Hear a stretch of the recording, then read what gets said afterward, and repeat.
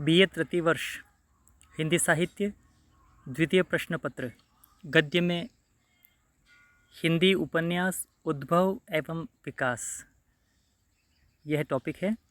इसी पर हम आज बातचीत करेंगे। उपन्यास हिंदी गद्य की आधुनिक विधा है जो अंग्रेजी के साहित्य के प्रभाव स्वरूप हमारे साहित्य में आई है, लेकिन इसका मतलब यह नहीं है कि हिंदी साहित्य से पूर्व हमारे भारत में, हमारे देश में कोई उपन्यास जैसी विधा नहीं थी। संस्कृत, पाली, प्राकृत, अपभ्रंश, इन सारी भाषाओं में अनेक कथाएं और आख्यान मिलते हैं जिसमें उपन्यास के तत्व दिखाई पड़ते हैं, लेकिन उनको हम उपन्यास नहीं कह सकते हैं। तो इस आधार पर हम बात करें तो इस विधा का उद्भव और विकास सबसे पहले यूरोप में हुआ और उसके बाद बांग्ला भाषा के माध्यम से ये विधा हिंदी में आई। अब हम उपन्यास उद्भव और विकास पर बात करें, उसके पूर्व ये विचार करें कि हिंदी का सबसे पहला उपन्यास किसे माना जाए। इस संदर्भ में अनेक विद्वानों के अलग अलग मत हैं। लाला श्रीनिवास दास 1882 में लिखे गए उपन्यास लाला श्रीनिवास दास का परीक्षा गुरु, इंशाअल्लाह खान का रानी केतकी की कहानी और श्रद्धाराम फिल्लोरी कृत भाग्यवती, ऐसी कुछ रचनाएं हैं जिन्हें हिंदी का प्रथम उपन्यास माना जाता है, या फिर इनको हिंदी के शुरुआती उपन्यास कह सकते हैं। अधिकांश विद्वान लाला श्रीनिवास दास कृत परीक्षा गुरु को हिंदी का पहला उपन्यास मानते हैं।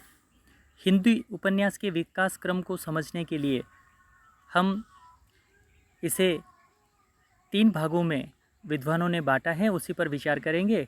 विद्वानों के अनुसार हिंदी उपन्यास के विकास को 3 भागों में बांटा गया है। प्रेमचंद के पहले के उपन्यास, प्रेमचंद युगीन उपन्यास और प्रेमचंद के बाद अर्थात प्रेमचंदोत्तर उपन्यास। इन्हें प्रेमचंद पूर्व युग, प्रेमचंद युग और प्रेमचंदोत्तर युग भी कह सकते हैं। प्रेमचंद के पहले के जो उपन्यास हैं, प्रेमचंद पूर्व युग, उस पर हम सबसे पहले विचार करते हैं। भारतेंदु हरिश्चंद्र ने हिंदी के विभिन्न विधाओं में अपना योगदान दिया, लेकिन उपन्यास के बारे में भी उन्होंने ज़्यादा बातचीत नहीं की। हाँ, उपन्यास के अनुवाद जरूर उन्होंने किए, लेकिन मौलिक उपन्यास की रचना उन्होंने नहीं की। एक उपन्यास लिखा भी, लेकिन वह पूर्ण नहीं हो पाया। फिर अधिकांश विद्वान श्रीनिवास दास द्वारा लिखे गए परीक्षा गुरु को ही पहला उपन्यास, मौलिक उपन्यास मानते हैं। ये उपदेशात्मक उपन्यास हैं। प्रेमचंद के पूर्व के जो उपन्यास हैं उसमें मुख्यतः सामाजिक, ऐतिहासिक व पौराणिक उपन्यास मिलते हैं। कुछ उपन्यासकारों ने तिलस्मी व जासूसी उपन्यास भी लिखे, जिनमें देवकीनंदन खत्री, गोपाल राम गहमरी और किशोरीलाल गोस्वामी का नाम विशेष रूप से उल्लेखनीय है।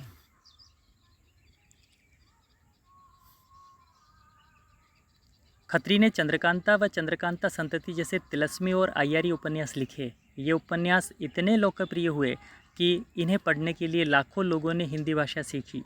गोपाल राम गहमरी ने 5 दर्जन से अधिक उपन्यास जासूसी लिखे। किशोरीदास गोस्वामी ने तिलस्मी उपन्यासों का ढेर सा लगा दिया।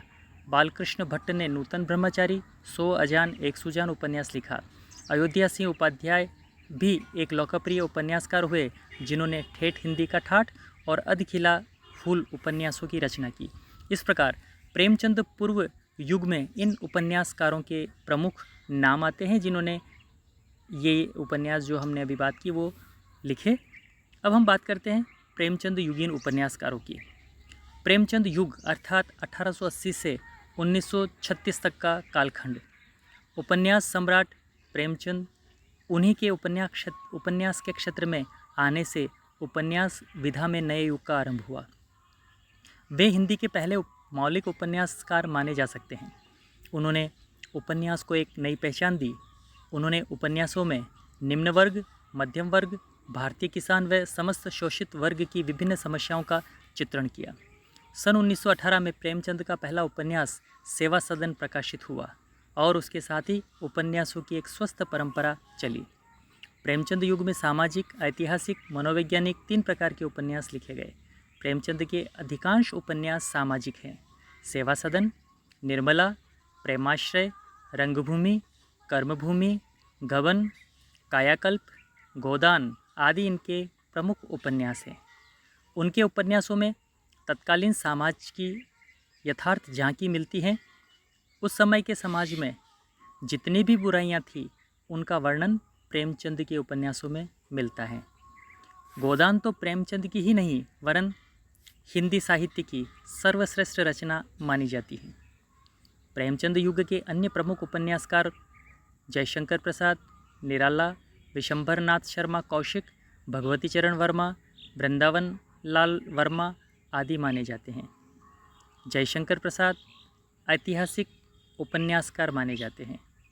उनके उपन्यास अधिक लोकप्रिय नहीं हुए, लेकिन उन्होंने कंकाल, तितली तथा इरावती रचनाएं लिखकर उपन्यास सृजन में अपना योगदान दिया। उनका उपन्यास इरावती अधूरा रह गया था। निराला जी ने भी इसी युग में 3 उपन्यास लिखे, अप्सरा, अलका तथा निरुपमा, लेकिन उन्हें उपन्यास विधा में उतनी सफलता नहीं मिली जितनी काव्य के क्षेत्र में। विशंभरनाथ शर्मा कौशिक के प्रमुख उपन्यास हैं माँ तथा भिखारिणी। भगवती चरण वर्मा का प्रसिद्ध उपन्यास चित्रलेखा हिंदी साहित्य में मील का पत्थर माना जा सकता है। वृंदावन लाल वर्मा ने कई ऐतिहासिक उपन्यास इस युग में लिखे। उसके अंदर गढ़कुंडार, विराटा की पद्मिनी, रानी लक्ष्मीबाई आदि उपन्यास माने जाते हैं। तो प्रेम उपन्यास के उद्भव और विकास के जो 3 युग हैं, प्रेमचंद के पूर्व के उपन्यास, प्रेमचंद युगीन उपन्यास और प्रेमचंदोत्तर उपन्यास, उसमें हमने अभी बात की है प्रेमचंद के पूर्व के उपन्यासकारों की और प्रेमचंद युगीन उपन्यासकारों की। और इन दोनों युगों पर हम बात करें तो इन दोनों युगों में सामाजिक यथार्थ और ऐतिहासिक पृष्ठभूमि से लिखे गए उपन्यासों की चर्चा है। इससे संबंधित उपन्यास लिखे गए हैं। इसी के साथ शुरुआत के दौर में देखें तो मनोरंजन प्रधान उपन्यास अर्थात तिलस्म, अय्यारी और लोगों में कुतूहल के द्वारा उनका मनोरंजन करने से संबंधित जो प्रवृत्ति है उससे संबंधित उपन्यास लिखे गए हैं। कहने का तात्पर्य समाज में लोगों का मनोरंजन करना, तिलिस्म और अय्यारी से संबंधित उपन्यास लिखना और समाज के यथार्थ चित्रण और समाज में ऐतिहासिक पृष्ठभूमि से लोगों को रूबरू कराने के लिए इन 2 युगों के उपन्यासकारों ने अपना योगदान सामाजिक, ऐतिहासिक और मनोरंजन प्रधान उपन्यास लिखकर दिया। अब जो तीसरा युग बचता है हिंदी उद्भव और विकास में, वो है प्रेमचंदोत्तर युग।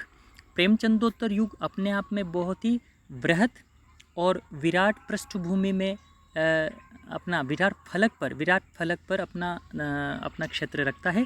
बहुत सारी प्रवृत्तियाँ इस युग में चली हैं। तो हम इसी से अगला जो लेक्चर है उसी में हम अलग से केवल प्रेमचंदोत्तर युग की बात करते हैं।